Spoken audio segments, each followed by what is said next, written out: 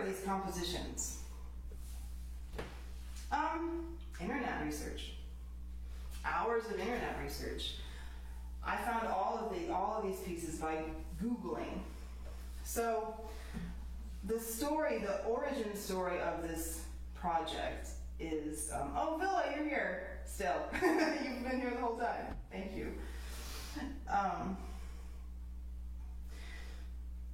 So I was in Nashville from 2011 till 2019, and from beginning in 2017, I started working as a collaborative pianist at Fisk University, which is an HBCU in Nashville.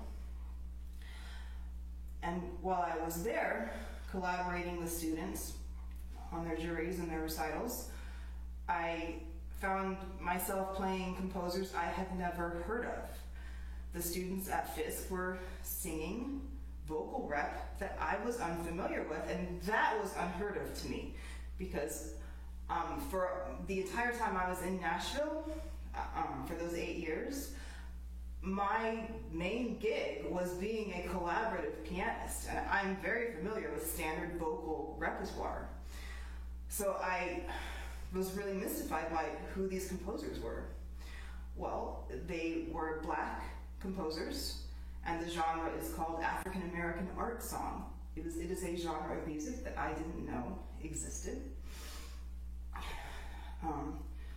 So that was a revelation to me personally, and I started looking up the names of the composers of the songs that the students at Fisk were singing, because I didn't know these composers. Undine Smith Moore was an early name that I saw. Florence Price, H.T. Burley, Margaret Bonds, H. Leslie Adams. I started researching these names and seeing what information I could get on these composers on the internet. And it was upsetting for me on a personal level that none of these composers were included in the education I had received at predominantly white institutions. Yes, that Fisk. Yes, the historic, incredibly historic Fisk University. The Fisk Jubilee Singers were the first musical group to tour the country singing African American spirituals back in the late 1800s. So yeah, working at that place really did change the course of my life and my sense of purpose as an artist. And that's when I learned of the existence of non-white and women composers who are amazing. And from then on, it was just internet research. Lots and lots and lots of internet research. You can just Google Black composers, see what you get, and you'll get lists of 10 Black composers that you should know, and then you look up the names, and then that leads to more. And I continue to discover more and more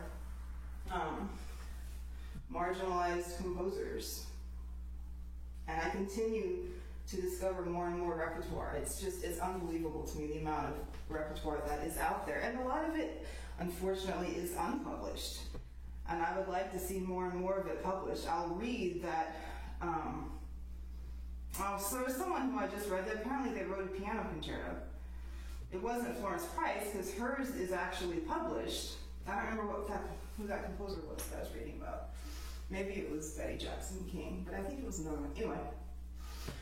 So some of it is published. What is published, what can be obtained, is what I play. Some of it I download from IMSLP, which is a file sharing site where you can get public domain classical music. And then a lot of it I purchase from whoever is publishing it.